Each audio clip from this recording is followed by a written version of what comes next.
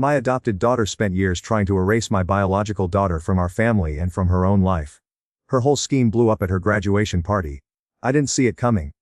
Not in a million years. Looking back now, I can't even pinpoint the exact moment it all started. It wasn't like some dramatic, obvious shift where I could have jumped in and fixed things. No, it was a slow burn. Subtle enough that, at first it just seemed like typical teenage behavior. But the truth is, I should have noticed sooner. We adopted Haley when she was 8, after she'd spent 2 years in foster care. My wife and I had always dreamed of expanding our family, and when the opportunity to adopt Haley came, we jumped at the chance. She was everything we could have hoped for: sweet, kind, and instantly bonded with our biological daughter, Chloe, who was just 6 at the time. They became the best of friends, playing together for hours, giggling over silly things and sharing secrets. For a long time, everything felt perfect. But somewhere between those early days and high school, something shifted. I don't know if it was the stress of adolescence or the growing pains that come with puberty. But Haley's behavior changed. And so did Chloe's. The transformation was gradual. Haley started distancing herself. She told people she was an only child. It was one of those offhand comments you dismiss at first. Just a joke, I thought. But then it happened again. And again. By the time Haley hit high school, the jokes weren't funny anymore. It began with the small things. Little lies she'd tell to her friends like, "I'm an only child actually. My parents didn't have any biological kids." She'd hide Chloe's photos when friends came over, making it seem like they were just a typical single-child family. If Chloe tried to join in on their conversations, Haley would tell her to go play somewhere else. In that condescending way that made Chloe feel like an intruder in her own home. I should have noticed when Chloe started withdrawing from family events, when her once lively spirit started to dim. I should have seen it when she stopped asking us to go to her school plays or piano recitals, when she barely spoke at the dinner table. But I didn't. Life kept moving, and I kept working, buried in responsibilities, consumed by the daily grind of providing for my family. My wife and I weren't exactly neglecting the kids, but we were busy, constantly busy. And Haley. She was the perfect daughter on the surface. A star student, always polite, always doing the right thing. It wasn't until much later that I realized she was keeping a secret. One that would shatter everything. The first real warning came when I found her on social media, posting family photos where she was the only one in the frame. Every single vacation photo gone, Chloe erased. It wasn't just that Haley had cropped Chloe out. She'd edited the photos to remove her entirely, as if my daughter never even existed. I stood there, staring at the screen in disbelief, my mind racing as the pieces started to fall into place. How had I missed it? How had we missed it? My gut twisted. This wasn't normal sibling rivalry. This was something deeper. Something darker. And now, with Chloe barely speaking at family dinners and Haley acting as though she was the only one in the family, it was impossible to ignore the ugly truth any longer. But nothing could have prepared me for what happened next. What happened at Haley's graduation party. That was the moment everything came crashing down. At the time, I still held on to this naive hope that it wasn't as bad as it seemed. But that night, it all blew up. I started to notice the cracks long before I was ready to face them. Haley's behavior was becoming more and more difficult to ignore. But at first, I didn't connect the dots.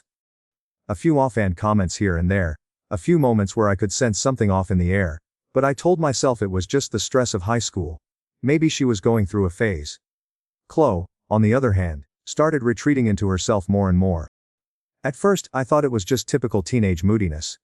But there was something about it, something deeper, that made me uneasy. It wasn't just that Chloe stopped asking us to go to her events. It wasn't even that she started hanging back from family activities. The real shift, the thing that gnawed at me, was how she started to disappear in our own home. Haley would hide Chloe's pictures. When friends came over, she'd remove every trace of her sister's existence. If someone mentioned Chloe in passing, Haley would act like she didn't know what they were talking about. Like Chloe wasn't even part of the family. I'd hear Haley telling people she was an only child, and I'd brush it off, chalking it up to some misguided teenage self-centeredness. But when I saw Chloe, her face pale and tense, looking like she didn't know where to fit, something in me snapped. I should have noticed the signs sooner. I should have seen that this wasn't just a phase. But I didn't. I was too wrapped up in my own life, in my work, in the stress of making sure everything ran smoothly. I thought I was being a good father, providing for my family, making sure the bills were paid, but house was in order. But I was blind. She was quietly suffering, retreating into a shell, acting like she was the one at fault. She began to withdraw, to shrink. I heard her crying at night but didn't know how to help her. She'd say she was fine, But I could hear the anxiety in her voice, the edge of something deeper that I couldn't fix with a simple, "It's okay." Haley's lies became more elaborate. When Chloe tried to tell her about something exciting at school, Haley would act like she didn't care. She'd shut her down with a cold, dismissive remark, or worse, pretend like Chloe didn't exist at all. If we went on family vacations, Haley would post the pictures, carefully edited to remove Chloe. Every family picture on social media, every happy moment, was scrubbed of Chloe's presence. It was like Haley had decided that if she could erase her sister from the images, she could erase her from reality. The worst part was the way Haley's manipulations spread through the family. We thought everything was fine. But when Chloe started to pull away from relatives, refusing to go to family gatherings or answer phone calls, I didn't realize it was Haley who had orchestrated it all. She'd told Chloe that she didn't belong, that we didn't need her. She'd convinced Chloe that she was just a shadow, that her place in the family wasn't secure. One evening, I found Chloe in her room, staring at the wall, her eyes red from crying. She didn't want to talk about it, but I pressed her. Finally, she told me about Haley's constant cruelty, the way she'd been ignored, the way Haley made her feel like an intruder in her own home. And that's when it hit me like a punch to the gut. I had failed her. I had been too busy to see what was happening right under my nose. I confronted Haley. At first, she denied everything. She acted like it was no big deal, that I was overreacting. But I could see it in her eyes: guilt, shame, something darker that she was trying to hide. It was only when I pressed her about the photos, the lies and Chloe's disappearing act, that she finally admitted what she'd been doing. "I just wanted to be the only one," she said quietly, like it was some kind of justification. The words hit me harder than I expected. "It's not fair," she added, her voice trembling. "I was adopted.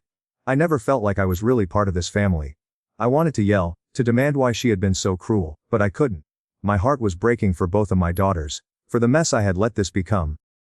I could hear Chloe sobbing in the other room, and it tore me apart knowing that she had been hurting like this all along. Things were bad. But nothing could have prepared me for the storm that was coming. The day Haley graduated from high school was supposed to be a celebration. But it turned into a nightmare. I should have seen it coming, but I didn't.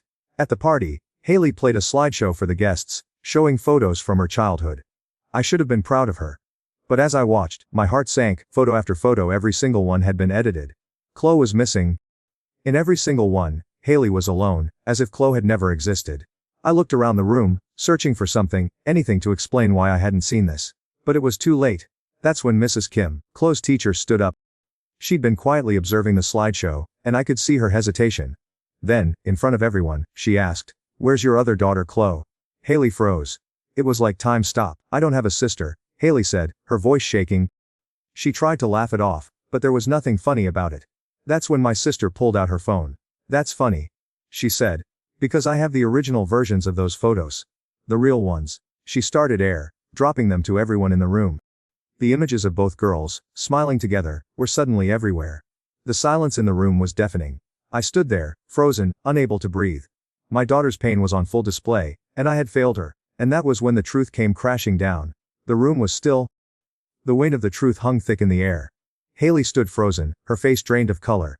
It wasn't the shock that I felt, it was more like a slow burn of disbelief. I couldn't move. I couldn't speak. The damage had already been done. There was no fixing it. Not now. Not like this. I glanced at Chloe, who stood behind me, her arms wrapped tightly around her body like she was holding herself together. Her eyes were downcast. And I could see the familiar look on her face, the same look she'd worn for months, like she was waiting for the world to swallow her whole. And in a way, it had. Haley had erased her. Made her invisible in her own home. And I hadn't seen it until it was too late. The slideshow continued to play in the background, Haley's face filling the screen, always smiling, always alone. And I couldn't help but think how easy it had been for her to erase Chloe, how she'd taken it all for granted. All those moments, those memories, that Chloe had shared with her. I had trusted Haley. I had trusted that she would take care of Chloe, that they would look out for each other. But instead, Haley had built a wall between them. A wall so high that Chloe couldn't even see over it. I didn't know what to say. I couldn't find the words. Haley's best friend Ashley was standing nearby, her mouth hanging open as the truth sank in. She was staring at the screen, then back at Haley, then back at the photos. I could see the confusion on her face. The doubt. The disbelief. She had always thought Haley was the perfect daughter, the one who could do no wrong. But now there was no denying it. The lies were out in the open. And everyone was watching. "Ashley said, breaking the silence. "You told me you were an only child. You told me your parents couldn't have biological children. She took a step forward, her voice shaking. You told me they chose you. That you were their miracle baby. Haley's face contorted. The guilt was written all over her face, but she still tried to hold on to the lie. That's not.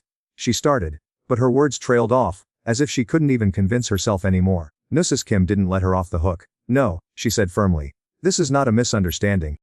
Where's Chloe? Haley? You can't just pretend she doesn't exist. Haley's eyes darted around the room, looking for an escape. She was cornered now. Everyone was watching. There was no way out. Her lies had unraveled in front of the people she had tried to deceive, and all I could feel was a strange mix of anger and sorrow. Anger for what she had done to Chloe. Sorrow for what she had done to our family. The truth came crashing in as my sister, who had been silently standing by, pulled out her phone. I've got the originals, she said, her voice low and calm, but with a sense of finality.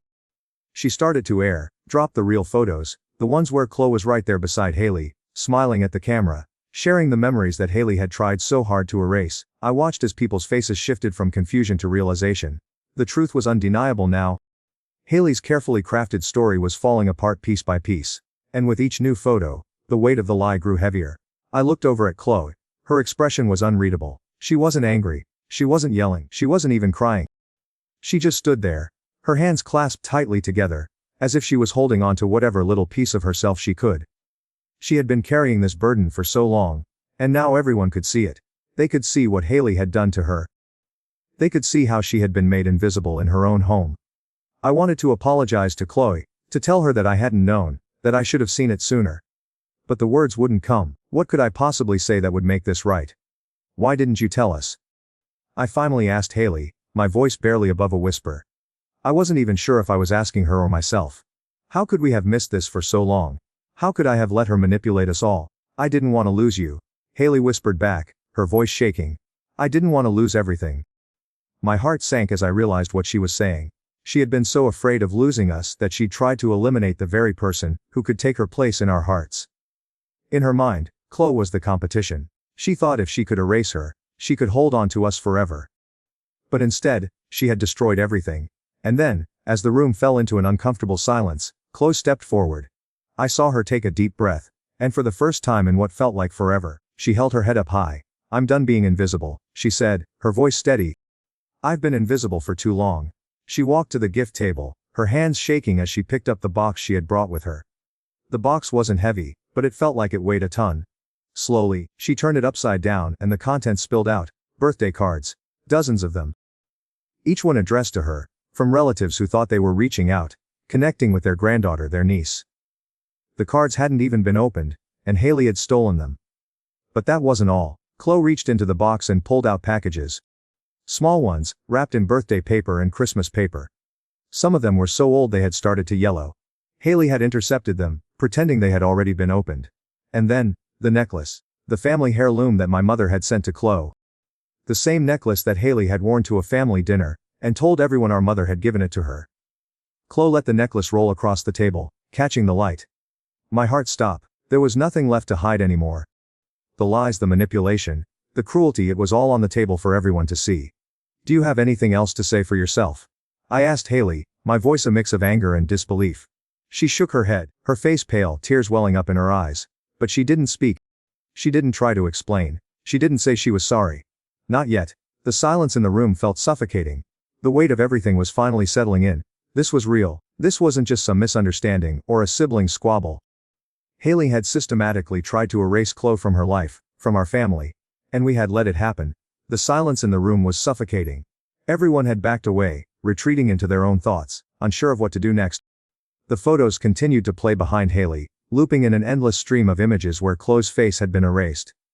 It was as if the world had shifted, leaving us all standing in the wreckage of something we couldn't fix. I turned to look at Chloe. She stood motionless, her arms crossed tightly over her chest. She wasn't crying. She didn't even seem angry. She just looked tired, so tired. As though the weight of everything had worn her down to the bone. I wanted to reach out to her, to tell her how sorry I was, but the words stuck in my throat. I had failed her. For years, I had failed to see the signs. I had been so wrapped up in my work, in life, that I missed the most important thing. My daughter was being slowly suffocated by her own sister. Haley's voice cut through the stillness. I didn't mean for this to happen, she said, her words shaky. a pitiful attempt at explanation. I just wanted to be enough. I wanted to be the one who mattered. The words felt empty, like they had no weight. She wasn't sorry for what she had done to Chloe. She was sorry she had been caught. It was all about her need to feel important, to feel loved. I could see it now, the pattern that had been there all along, her desperation to prove that she belonged, even if it meant tearing her sister apart in the process. You've hurt her, Haley, I said, my voice cold, a sharp edge creeping in. You've erased her from our lives. You've made her feel like she doesn't matter. Haley flinched, her eyes flickering with something I couldn't read. Fear, maybe. Guilt. But there was also defiance there, a stubbornness that I hadn't seen before. She wasn't ready to face the full extent of what she had done. She wasn't ready to admit that she had destroyed everything she claimed to love. Chloe's teacher, Mrs. Kim, stepped forward, her expression stern. Haley, you don't get to just say sorry and move on. This has been going on for years. Your sister has been suffering, and you've done nothing but lie to everyone about it. I felt my stomach tighten as Mrs. Kim's words landed with force. It was the truth. I had seen it. I had known something was wrong, but I had been blind to the depths of it. I had let Haley manipulate us all into believing she was the perfect daughter. She had played the part so well. I hadn't even realized she was destroying her sister in the process. The room was heavy with tension. My mind raced, spinning with everything I had just learned. I had spent so many years trusting Haley, believing that she was the one who needed the most attention, the one who needed the most reassurance. But all along, it was Chloe who had been invisible. It was Chloe who had been shut out, ignored, and made to feel worthless. Haley's face had turned red, and she was beginning to shake. She wiped her eyes trying to hide the tears that were starting to fall. But I could see the guilt in her expression. The realization was starting to sink in. She had known what she was doing, even if she hadn't fully understood the impact of it. I didn't know how else to do it. Haley said, her voice breaking. I just wanted to be enough for you, for both of you. I thought if I could get rid of Chloe, then maybe you'd love me the way I wanted. Maybe I could finally be the one who mattered. I closed my eyes, trying to hold back the flood of emotions that were threatening to drown me. It was hard to listen to her. Hard to hear her admit that she had torn our family apart, because of her own insecurities.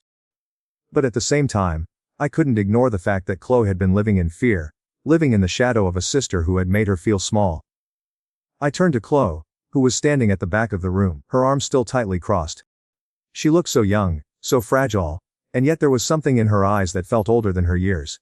It was a mix of pain and strength, and it made my heart ache. Chloe didn't say anything for a long time. She just stood there, watching her sister cry, watching her father try to hold it all together. Finally, she spoke, her voice steady but quiet. I'm done being invisible. The words hit me like a punch to the gut. She had been invisible for so long, hidden behind Haley's lies and manipulation, and now she was standing there, claiming her place in the family. It was a moment I would never forget. Haley turned to Chloe, her face still streaked with tears. I'm sorry, she whispered, but Chloe didn't respond. She just stood there, her eyes locked on her sister's face, waiting for the apology that would never come. The tension in the room was unbearable. It felt like everything was hanging by a thread, like the fabric of our family was unraveling in front of our eyes. And yet, in that silence, I saw something in Chloe's eyes that gave me hope. She wasn't going to let Haley's actions define her. She was going to find her voice, even if it took time. I could see Haley struggling, caught between the weight of her own guilt, and the fear of losing everything she had worked so hard to build. But the truth was out now. There was no pretending, no more lies. The damage was done, and we had to face the consequences. Chloe had been living in fear for far too long, and it was time for her to reclaim her place in this family. She wasn't the one who needed to apologize. It was Haley who had to face the truth of what she had done. And the road to healing was going to be long and difficult. But I knew one thing for sure: we had to start somewhere. And that somewhere was now. The weight of the moment hung in the air, and I could feel my chest tightening. We were about to face a long road ahead, and I didn't know if we would make it through. But one thing was certain: we couldn't go back. We had to move forward, even if that meant confronting the truth, even if that meant rebuilding everything from the ground up. The road to healing would take time, but we had to start somewhere, and we were starting now. The days that followed were a blur of decisions, therapy sessions, and moments where silence became louder than any argument. The tension between Haley and Chloe hung in the air like a thick fog, and no matter how much I tried to breathe through it, it was suffocating. My heart ached for both of them, but in very different ways. For Chloe, the pain was visible. It was etched into her face, into the way she walked with her head down, as if the world had taught her to shrink. For Haley, the pain was quieter. She had her guilt, yes, but there was something else lurking beneath it, all a strange sense of victimhood that refused to let go. I couldn't shake the feeling that we were all stuck in some kind of twisted version of reality, where we had to pretend everything could be fixed with an apology, or a few therapy sessions. But that wasn't it. The damage had been done. Chloe had been invisible for too long, and no amount of apologies could change that. Haley had done more than hurt her sister, she had erased her from our lives. And now, we were all trying to figure out how to put the pieces back together. It started with small moments, insignificant in themselves, but they felt like little victories. Chloe agreed to see a therapist. At first, she wouldn't say much. She sat in the chair, her hands folded tightly in her lap, staring at the floor. But then something started to shift. She began to talk. Slowly at first, but then with more confidence. She told her therapist about the nights she would lie awake, waiting for the inevitable. She spoke of how she had felt like an outsider in her own home, like she wasn't even worthy of being seen. The more she spoke, the more I realized how deeply Haley's actions had cut her. I had missed all the signs. I had been too focused on work, on life, to notice the quiet despair creeping in. Meanwhile, Haley was going through her own therapy, a separate process, but just as difficult. I overheard snippets of her sessions. The therapist, a man named Rodrigo, was helping her unravel the web of lies she had created. She spoke of her fear of being replaced, of being abandoned. She spoke of how, when Chloe was born, it confirmed her deepest fear, that she wasn't truly wanted, that she wasn't enough. Rodrigo tried to help her understand that her actions didn't stem from a need to protect herself, but from a lack of understanding. She didn't need to erase Chloe to find her place in our family. She just needed to accept that love isn't a finite resource. But accepting that truth would take time, and Haley wasn't there yet. I sat with her one evening after therapy, watching her as she stared out the window, lost in thought. I wanted to reach out to her, to tell her that I understood, but the words caught in my throat. She had done something unforgivable. She had made Chloe feel like she didn't belong. And no matter how hard I tried to convince myself otherwise, I couldn't escape the truth. Haley had caused irreparable harm. Do you think she'll ever forgive me? Haley asked, her voice quiet, but raw. I didn't know what to say. Forgiveness wasn't something that could be rushed. Chloe needed time. Time to heal, time to process the betrayal, time to rebuild the trust that had been shattered. I couldn't guarantee that Chloe would forgive Haley. It wasn't up to me. I don't know. I answered, my voice barely above a whisper. But you need to understand that this isn't something that can be fixed in a day. It will take time. For all of us. She nodded, tears welling up in her eyes again. I wanted to comfort her, but the distance between us felt insurmountable. Haley wasn't the only one struggling. I felt the weight of everything pressing down on me, the guilt of not seeing what was happening right under my nose. How had I missed it? How had I allowed Chloe to be so invisible for so long? There were nights when I lay awake beside my husband, staring at the ceiling, feeling the space between us grow wider. He was angry. Angry at Haley, angry at me, angry at the situation we found ourselves in, and I couldn't blame him. I had failed as a parent. I hadn't protected Chloe. I hadn't been there for her when she needed me most. The guilt gnawed at me constantly. I tried to be present for Chloe, tried to show her that I was sorry, but I could see the walls she was putting up. It was like she had shut herself off from the world, and I didn't know how to break through. Every time I reached out, she pulled away. And that hurt more than anything. It hurt more than seeing Haley struggle with her guilt. Chloe was the one who had been hurt the most, and yet she was the one who was suffering in silence.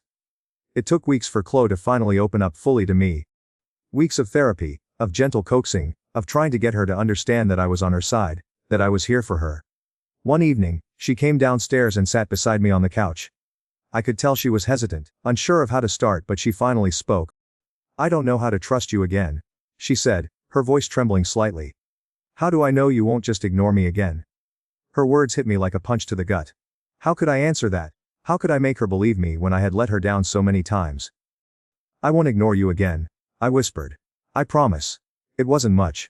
But it was the truth. I had failed her once, but I wouldn't fail her again. The road ahead wasn't going to be easy. There were still so many things to fix, so many wounds to heal. But I was determined to try. For Chloe. For our family. It was going to take time, but we would find a way forward. One step at a time. I knew that. What I didn't know was how long it would take, or if we'd ever get back to what we once had. But we had to try for all our sakes. The days after the graduation party were a blur of mixed emotions, like the calm after a storm, but with no real peace to be found. Chloe had gone to stay with my sister, retreating into herself, into a quiet place where I couldn't follow. I couldn't blame her for needing space, But it felt like I was losing her all over again. Haley, on the other hand, had been silent for the most part. She would hide away in her room, staring at her phone, her laptop. Anything that could distract her from the consequences of her actions.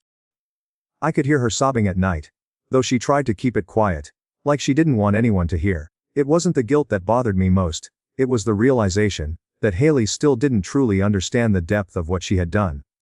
I knew deep down that her apology was just the surface, a knee-jerk reaction to being caught. Her therapy sessions with Rodrigo were helping her unpack some of the trauma she had experienced growing up. But I didn't know if that was enough to make her see how badly she had hurt Chloe, how badly she had hurt us. I kept asking myself, could she ever really understand? Could she ever fully grasp the destruction she'd caused? The therapist had warned us that it was going to take time. Chloe's healing wouldn't be quick. Her trauma was deep, and the scars would remain even if the surface seemed healed. The hardest part wasn't just watching the cracks in our family widen, it was feeling so helpless to fix them. The therapy sessions for Chloe were starting to work. Slowly but surely, she was learning to talk about what had been done to her, the isolation, the constant erasure. She didn't speak much at first, just sat there, her hands folded in her lap, staring at the floor, but the more she went, the more the words started to spill out. I could hear the shame in her voice, the guilt, as though she blamed herself for Haley's actions. I never did anything to deserve it, did I? She asked one day, her voice small but steady. I didn't do anything wrong. No. I answered quickly, perhaps too quickly. You didn't do anything wrong. But even as I said it, I felt the weight of the years she had spent feeling invisible. I couldn't change that. I couldn't go back and fix those missed moments, the concerts, the birthdays, the moments where she had stood in the background, feeling as though she didn't matter. I wanted to take all that pain away, to give her back what she had lost. But it wasn't that simple. At night, when I lay next to my husband, our silence felt even heavier than the days before. We hadn't spoken much since the party. I could feel the distance between us, the space where words should have been. I knew he blamed himself too. He kept telling me that we had both missed the signs, that we had failed as parents, and maybe we had, but the truth was, we had both been so focused on our careers, on keeping the house running, that we hadn't noticed what was happening in the place that should have been Chloe's sanctuary. I still couldn't get over the look in Chloe's eyes during the party. When she'd walked in with that box of all the things Haley had stolen from her. It was like the weight of the world had lifted from her shoulders. There was something in the way she carried herself, something that had been buried for so long, that was finally breaking free. She wasn't the same shy, quiet girl she had been just days before. There was strength in her now. I could see it, even if it was still fragile. Haley had tried to reach out to Chloe, but every time she did, it felt like a wall was being built higher between them. I could see the fear in Haley's eyes when she tried to talk to Chloe. But Chloe wasn't ready. Not yet. She had to take her time and I had to respect that. But I could also see the cracks in Haley. She was unraveling in front of me. I had always known her as a strong, confident girl, the one who could always manage to charm her way out of any situation. But now, I saw her vulnerability. It was there, raw and exposed, and it terrified me. She wasn't just facing the consequences of her actions, she was facing something much deeper, her own fear of being unloved, of not being enough. It was late one night when she finally spoke up. We had just finished dinner, and I was cleaning the dishes when I heard her voice from the doorway. I don't know how to fix this, she said, her voice breaking. I've ruined everything, I've ruined her life. I turned to face her, feeling my heart crack all over again. This wasn't the Haley I knew. The Haley who would have brushed off everything that had happened. The Haley who always had a plan. This was a Haley I didn't know how to reach. You can start by taking responsibility, Haley. I said, my voice firm but quiet. You have to face what you've done, and you have to make it right with Chloe. She nodded, her head hung low, and for a moment, we just stood there, in the silence of our broken family. The days turned into weeks, and the weight of it all was starting to press down on me, harder than I ever thought it would. There were still so many things we needed to work through. Chloe needed time, and Haley needed to learn how to face the consequences of her actions. The road ahead was long, and I knew we had just begun. But one thing was clear, this was just the beginning of our healing process. For all of us, we were broken, yes, but there was still hope. There had to be. I had to believe that. For Chloe, for Haley, for us. I hadn't expected Haley to come home early. After weeks of feeling like I was walking on eggshells, the sudden knock on the door startled me. It was late afternoon when she came in, her eyes still red from crying, but her posture was different. There was a kind of quiet resolve in her that I hadn't seen before. It didn't erase the hurt, but there was something raw and real in the way she held herself. I need to talk, she said, her voice quiet but steady. I glanced over at my husband, who had been sitting at the kitchen table, his hands folded in front of him. He didn't speak right away. It was as if he was still weighing the gravity of everything that had happened. What he was willing to forgive and what he couldn't. I nodded slowly, unsure of what I was about to hear, but not willing to turn her away again. Okay, let's talk.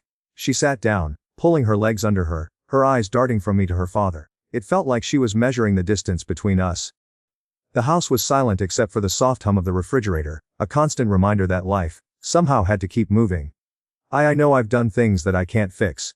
She started, her voice trembling at the edges. And I know Chloe hates me. I deserve that. But I don't know how to make it right. The words came out in a rush, like they had been waiting for the right moment to escape. Haley had always been the one to keep things under control. The one who laughed when things were tough, who cracked jokes to break tension. But here she was, breaking down in front of us in a way I'd never imagined. My husband's voice was low, his anger buried under the weight of exhaustion. You can start by facing what you've done. You can start by admitting that what you did wasn't just a mistake, Haley. It wasn't just teenage rebellion. It was cruel. You hurt your sister. You hurt us all. She flinched at his words, her face crumpling as though she could feel the full weight of her actions. For a moment, the room was thick with unsaid things, and it took everything in me to sit in the silence and let her process. I didn't know what else to do, she whispered, looking down at her hands. I was scared. I was scared you wouldn't love me enough if you had Chloe. I thought if I made her disappear, you'd see me as enough. It was the first time I had heard her say it out loud, the fear that had been gnawing at her for years. She wasn't just scared of losing her place in the family, she was terrified of being replaced altogether. Haley. My voice cracked, but I fought to steady it. You were always enough. You were never in danger of being replaced. She wiped at her eyes, sniffing hard. But I didn't feel that way. I thought if I could make her go away, if I could erase her, then you'd finally see me. You'd finally see that I was worthy of your love. Her words sank in, and I felt my chest tighten, a mix of sorrow and disbelief flooding through me. The idea that Haley had felt like this for so long, that she had been so consumed by fear, that it drove her to hurt her own sister, it was almost too much to bear. I could feel the weight of all the missed moments, the years where she had been invisible in her own mind, trying to prove something that didn't need proving. My husband stood up and paced the kitchen. Haley, you can't just go erasing people, even if you think they're a threat. You hurt Chloe in ways that we can't fix overnight. Do you realize how deep this goes? I know, Haley said, her voice small now, trembling as if she feared the answer she might get, but I didn't know what else to do. I didn't know how to stop. I don't know if you can fix everything, my husband said, turning to face her.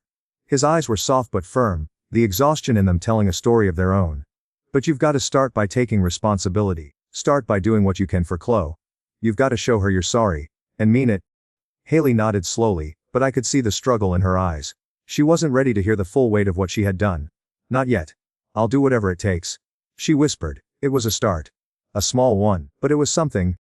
My husband and I exchanged a glance, both of us knowing that the road to rebuilding our family was going to be a long one. There was no magic fix. There was no undoing the years of hurt, but maybe, just maybe, there was a chance. If Haley truly wanted to change. She left the kitchen quietly, her footsteps soft on the floor as she retreated to her room. We sat in silence for a while, the air heavy with everything that had been said.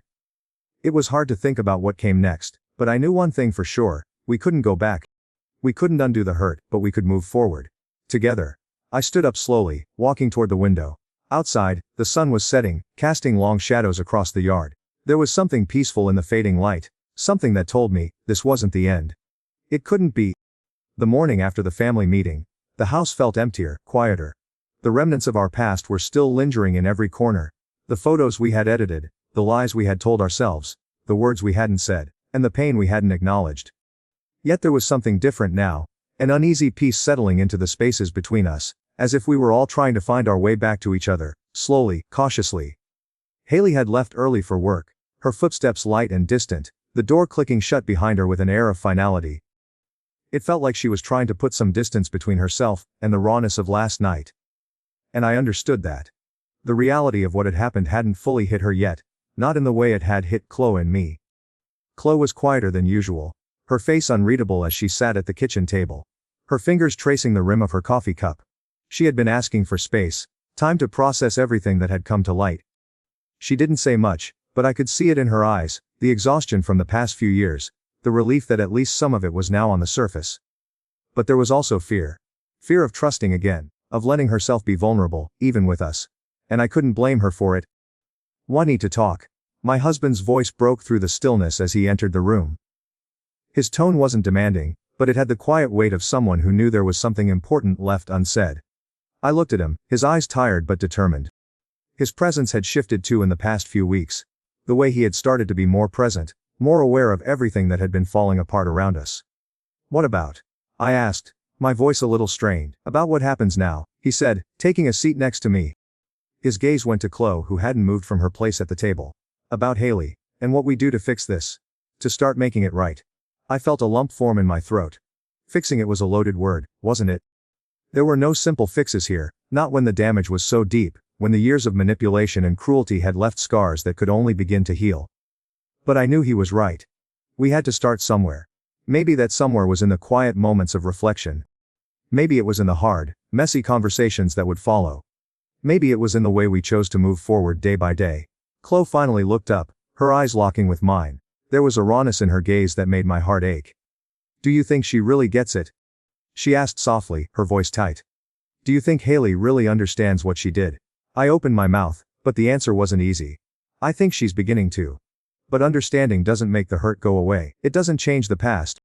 Chloe nodded slowly, her fingers still resting on the coffee cup, though now she wasn't really looking at it.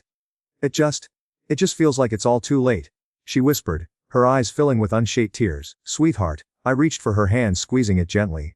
"It's never too late to try. And we're going to be here, every step of the way, to help you. We'll rebuild, Chloe.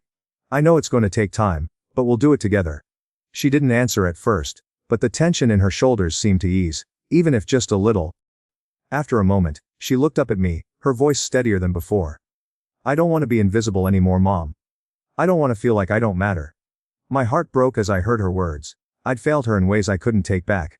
But at least now, she knew she wasn't invisible to me. And that had to be enough for today.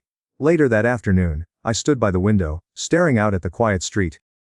The sun was low in the sky, casting long shadows on the pavement, and I couldn't help but reflect on everything that had happened. The years of watching Haley, and later Chloe, suffer without fully realizing the depth of their pain. We had all been so focused on the surface, on keeping up appearances, that we had missed the warning signs. And now, we were left picking up the pieces. I heard the sound of Haley's car pulling into the driveway, the familiar hum of her engine pulling me back to the present. My heart skipped a beat. Would she come in, or would she retreat again, as she had done before? I wasn't sure. But whatever happened next, we had to keep moving forward. Chloe stood up slowly, walking toward the door.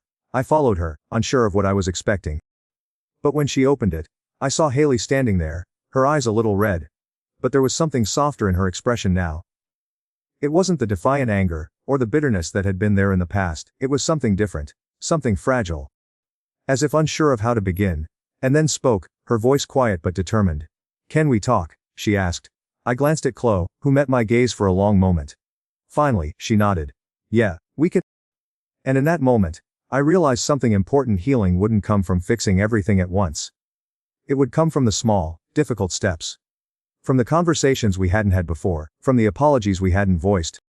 From the raw honesty that would be needed to rebuild the trust that had been broken. I led the way to the living room. And for the first time in a long while, I felt a glimmer of hope. The road ahead would be long, and it would be filled with difficult days. But we were all finally facing the truth, and that, I believed, was the first step to making things right.